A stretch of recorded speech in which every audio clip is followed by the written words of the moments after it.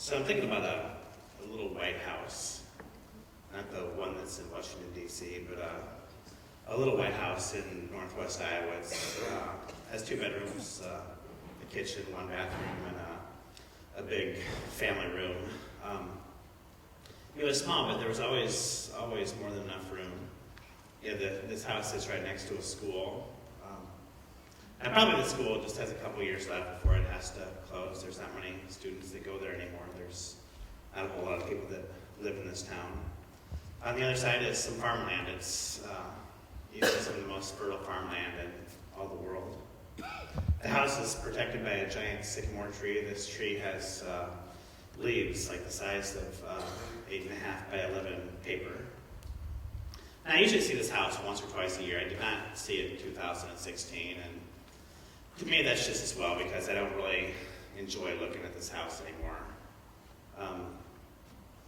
The apple trees in the back have overgrown. The once bright paint has faded to many muted shades of gray. The big flagpole that proudly held the United States flag 364 days a year and the Norwegian flag on May 17th no longer stands.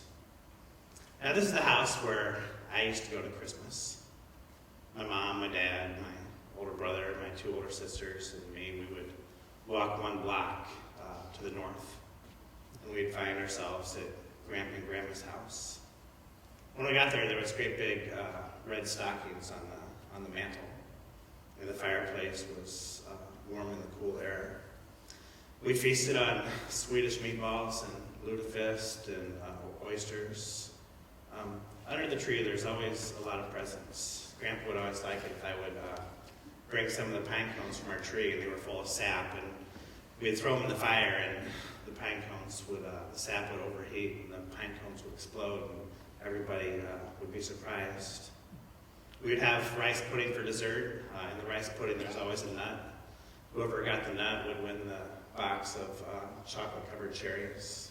I was the youngest one, and I always won. But the ironic thing is I don't like chocolate-covered cherries. Now, back then, it always just seemed to be a perfect Christmas. And you know what? I think it was. It was pretty darn close. But things have changed since then. A lot has changed since then. My grandma Alva, she died 20 years ago. It was breast cancer that took her life. My grandpa, like many of the other males in the Finnestad family, both here and in Norway, he died a very painful death. I was there 10 years ago. His death was because of COPD. It's a very cruel way to die. Now the White House today, it's empty. Only the memories remain. A lot has changed since those days when you take that cold one block walk up to Grandpa and Grandma's. Now I bet you've said that before, haven't you? A lot has changed since then. I think you've said that, and if you haven't exactly said those words, you still know very keenly what it is that I'm talking about. I've been a pastor for almost 20 years, and one of the things that I've observed as a pastor, and one of the things that I've occasionally experienced as a person, is that Christmas just isn't perfect for everyone. In fact, I think a lot of us, if we're real, Christmas, it may have some really cool things, but there's some things that trigger us. Yeah, I think of a couple who are empty nesters now. And they're telling me about one son that they're really proud of, and he lives in New York, and the other lives in Seattle. And they were saying that this was going to be the first Christmas, that it was just the two of them. The kids just weren't able to get home this year. A lot has changed since those early days. Yeah, I think of a man with a broken heart. Him and his wife went through a separation and a divorce 5 or 6 years ago. And this year, the kids will be with his wife for the holiday. A lot has changed since then. Yeah, I know another man who in September found out that he had cancer. Yeah, this is a very cruel form of cancer, and the future of his life is very uncertain. This is going to be a different type of Christmas for him. A lot has changed since then. The couple, they'd been married for over 50 years. They promised that they wouldn't be separated by anything but death, and they weren't. But the certainty of death separated them a number of years ago. A lot has changed since then. As a pastor, I certainly haven't seen everything, but I've seen enough. Been on a murder scene before, suicide, accidents, cancer, divorce, disease, depression, dysfunction, despair, addiction. I've talked to patients as a chaplain in a mental health hospital. I've talked to offenders at a maximum security prison. Much of my work is with people who have made their own bed and now they're laying in it. I remember the first time I did a funeral, for someone who was younger than me.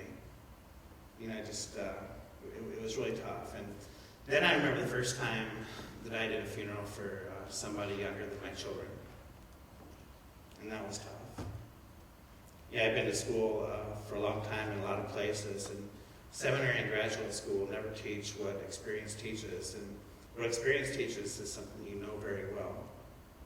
Your life can be very messy, and sometimes life just isn't fair.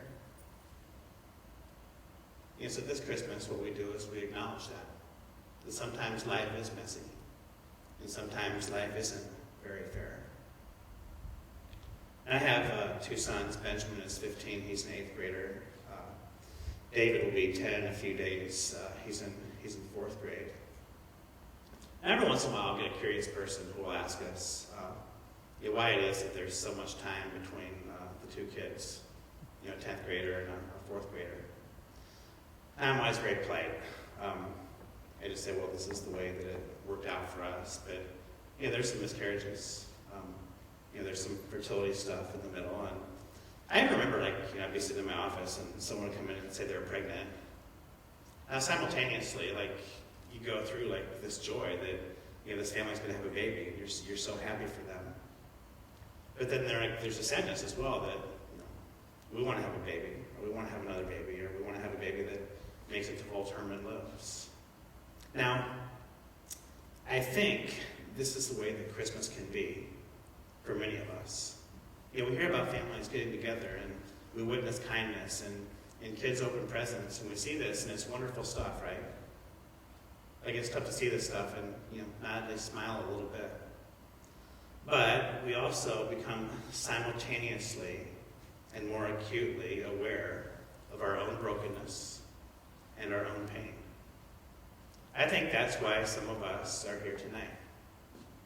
Because in this midst of the season of joy, we deal with our own brokenness and our own pain. So tonight what we're going to do is we're going to look at what the Gospel of John says about Jesus coming to the world, and then what this means for each of us.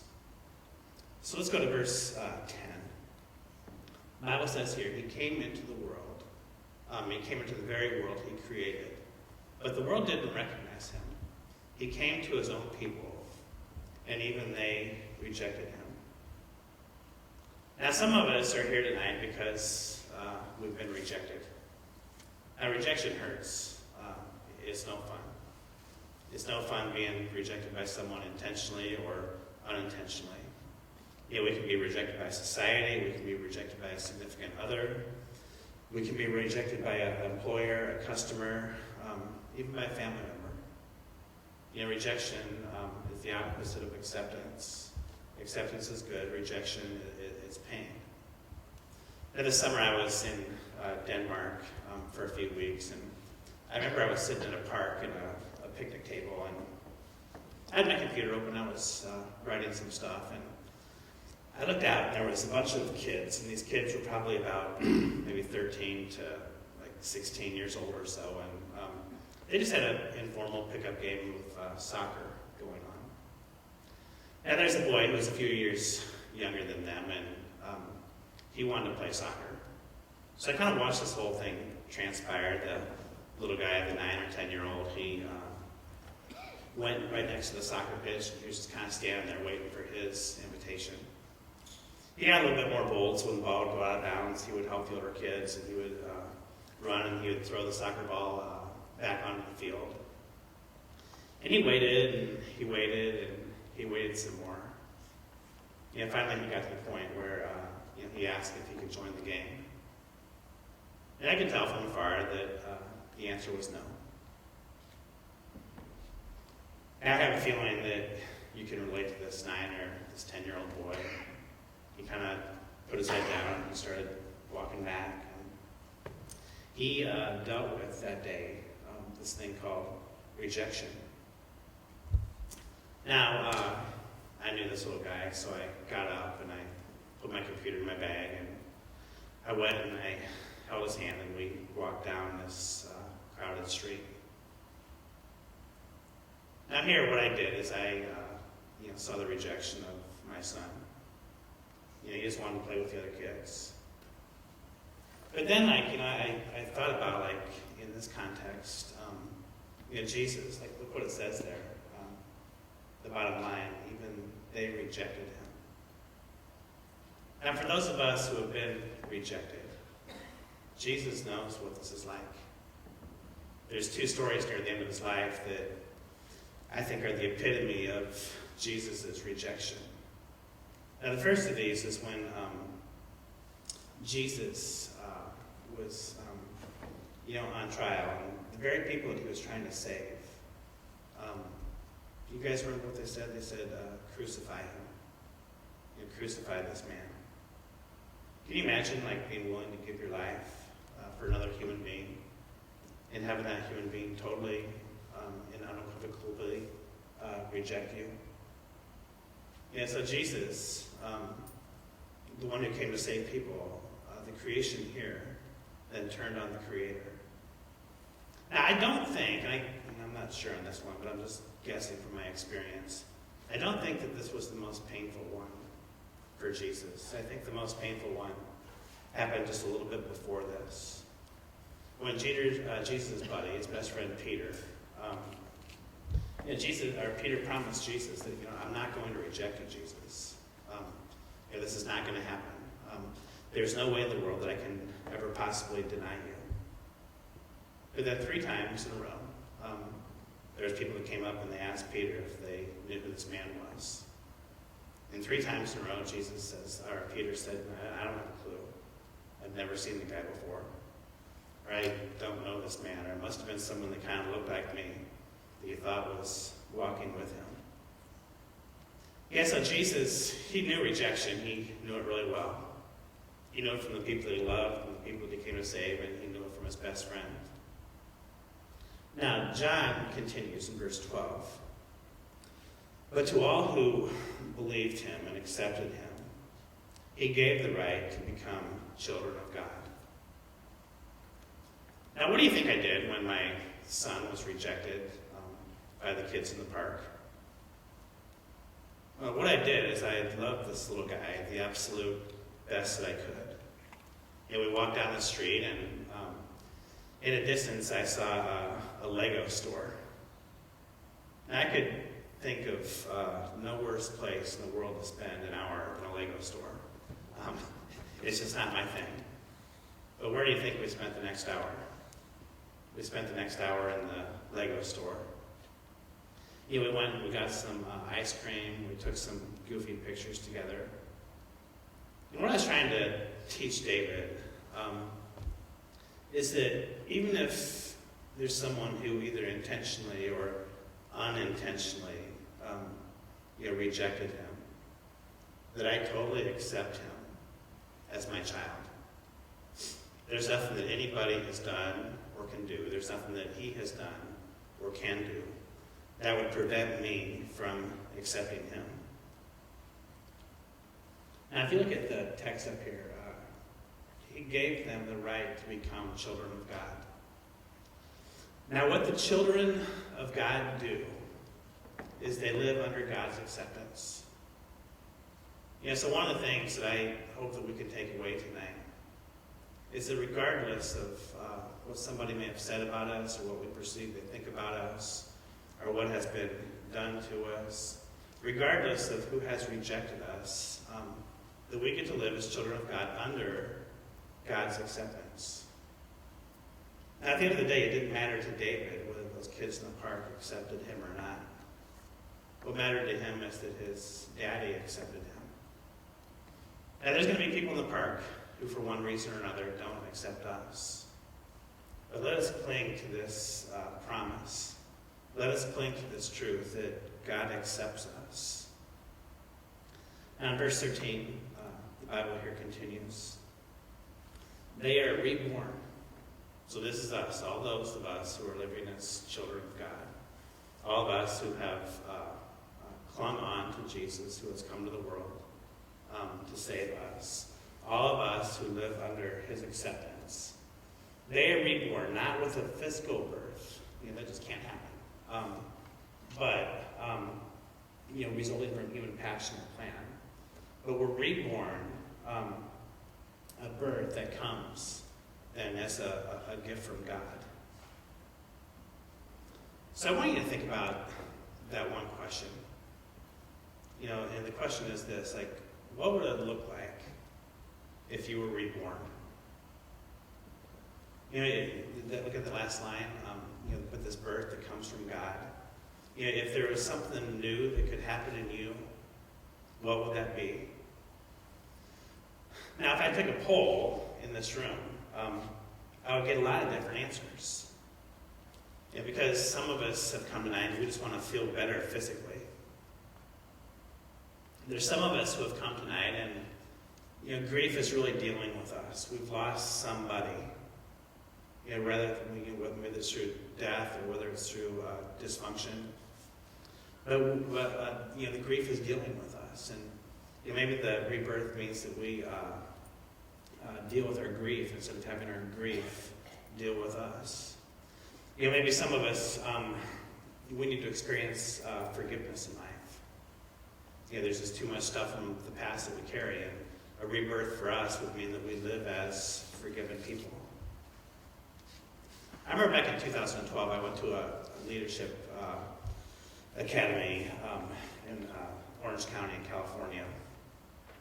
And so I was with this group of people. I didn't know them when I got there. We were all together for 5 days. There was 8 of us. And we all went through this academy together. And after I think it was on the 4th day. It was in the morning of the 4th day. So we had been together 12 hours a day for 3 days.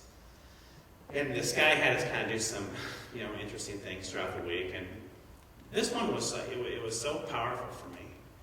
And as we think about being reborn, I want you to just try to maybe place yourself in this story. So he asked one of the women in the group to look into a mirror and to describe herself the absolute best that she could. Now by this point, we were mostly practicing honesty and vulnerability, and she was, she sits down, and there's 4 or 5 people that are over there looking, and then what he did is he actually put me and this other woman on the other side of the mirror. Now the woman who was going to describe herself to the class while she's looking in the mirror didn't know that this was a 2-way mirror. So me and this woman could see this other woman, telling us and telling the class and telling herself who she thinks she is. Now, how she described herself, to me, it was absolutely heartbreaking. She had said, I feel like a failure as a mom. I hate my body image. I feel overwhelmed and overworked, and I'm tired all the time. I know I look tired. My eyes are always, baggy and black, and I don't feel that I take care of myself. I'm short. I have a short fuse with people, and she just went on and on and on. She was actually looking right at us when she was saying this. And then the psychologist, he came and he moved the mirror. And all of a sudden, she saw that we were, behind the mirror. And he had the 2 of us look at the woman. He says, Craig, and I think the other woman's name was Shannon. He said, I want you to look at her, and I want you to tell you what you see in her. And I remember, Shannon started off, and she said, oh, gosh, you're beautiful. And just, I love your eyes and the way they sparkle, and the way you smile and laugh is just contagious. And I said, yeah, that's what I was going to say too. I was going to say the smile, like when you smile, like it just totally captivates a room. And the way you talk about your kids, I can tell that you love them so much. And of all the people in the group, I think we all agree, right, that you're the one that by far can listen the best. And then Shannon continued, and I continued, and Shannon continued, and I continued. And the thing that got me in this is like, the way we see ourselves sometimes, I don't think is quite accurate. And I think when we can get to the point where we can believe about ourselves the same thing that God believes about us. Yeah, I think when we look at ourselves, we see our failures, and we see our fears, we see our brokenness, and we see our shame and our regret. But when God looks at us, I think he sees something different. I know he sees something different. You know, he sees potential. And he sees compassion. He sees courage. You know, he sees people who are overcomers. And he sees people who are strong. And when we can become reborn, what I think that means the most is that we start to think and say and do, you know, the very things that God believes that we can do. You know, and we spoke words into that woman's life that day. And God wants to speak new life into us. Yeah, what if we could cling on to that word new? Or what if we could cling on to that phrase forgiven and embrace that and experience it and live that out? What if we could commit to working through our grief? You're not taking the journey alone, but inviting others to join us and to invite God in the process as well. What if we weren't an addict or compulsive, but what if we found ourselves step by step, marching down the road to recovery? God is saying, okay, I've come to the world. When you believe in me, you can be reborn. And when you're reborn, what you do is you believe and you practice the things that I believe that you can do, and the practices are going to make sense and order your life in a way that glorifies him. And the last verse we'll look at is verse 14. And this is the Christmas message. We're going to do a different one on Thursday night and Saturday night. We'll look at the Gospel of Luke. But John says, so the Word, God became a human and made his home among us. He was full of unfailing love and faithfulness. And we have seen his glory, the glory of the Father's one and only Son. Now look at that. Let's see, look at just the first sentence and a half, or the first line and a half. So the Word became human and made his home among us. And the thing you have to know is that you're not alone. Like, you're not alone. God is with us. The word Emmanuel, we've been singing that during the season of Advent. The word Emmanuel, it means that God is now with us. We're not alone. Like the 23rd Psalm, it says, even though you walk through the valley of the shadow of death, fear no evil, because I am with you. As Jesus exits the world in the Gospel of Matthew chapter 28, he says, don't be afraid, because I am with you. Isaiah in chapter 43, he says, like when you walk through the fires and you go through the valleys of life, don't be afraid, because I'm with you. Now, I want us to think about our past, because our past has brought us up to where we are today. Now, I believe that the past is going to do one of three things in our life. Now, this is your choice, what it does. We're the ones who wake up every day, and we're the ones who get to make this choice. Our past can defeat us. We've lost once, we've lost twice, therefore we're going to continue to lose, we're going to continue to hurt, we're going to continue to fail, so this past can defeat us. And the next choice we have is that our past can define us. So I'm a failure, I'm not even going to try anymore. Or I'm that angry guy who yells at his kid when things don't go my way. So that's going to define who I am. Now, door number 1 and door number 2, these are not the doors you want to choose. Jesus didn't come to the world so we'd be defeated by our past. Jesus didn't come to the world so that we would be defined by our past. The reason that God, in the person of Jesus, came to the world is so that we can be developed by our past. Here then, our mess can become a message. Our failures can become our future. And for those of us, who choose daily to be reborn, what we get to do is we get to listen to God speak words into our life. That yes, you are good enough. That yes, you're capable of doing this. That yes, you're not alone. I'm going to be with you. And you're not going to have to walk this journey by yourself.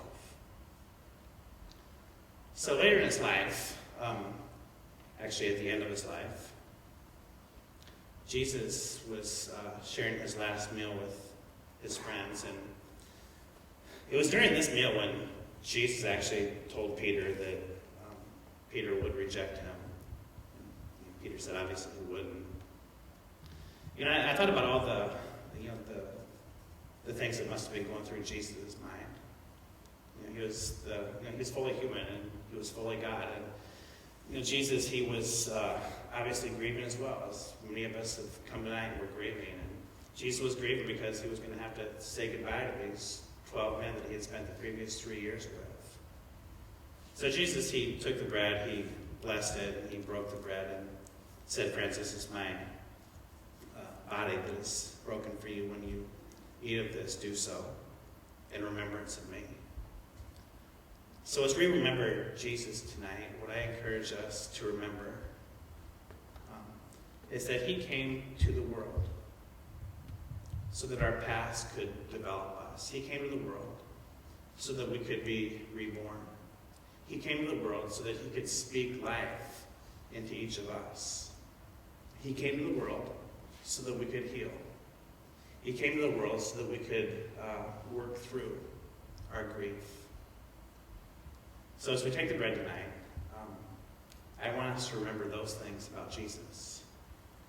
And likewise, later in the meal, Jesus, he blessed the wine, he gave thanks, and said, "Friends, this is the blood, it's the blood of the new covenant that has been poured out for you and the forgiveness of your sins. When you drink of this, do so in remembrance of me."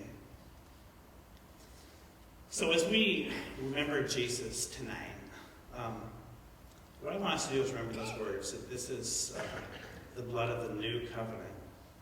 The old stuff, it can go away. The new stuff, it can emerge. And it can emerge more every single day. Jesus came so that we can experience forgiveness. And if there's anyone here tonight that needs forgiveness, and I'm guessing that's all of us to some extent, Jesus is telling us that, let's leave this room a lot lighter than what we came. So let's go to God and let's pray.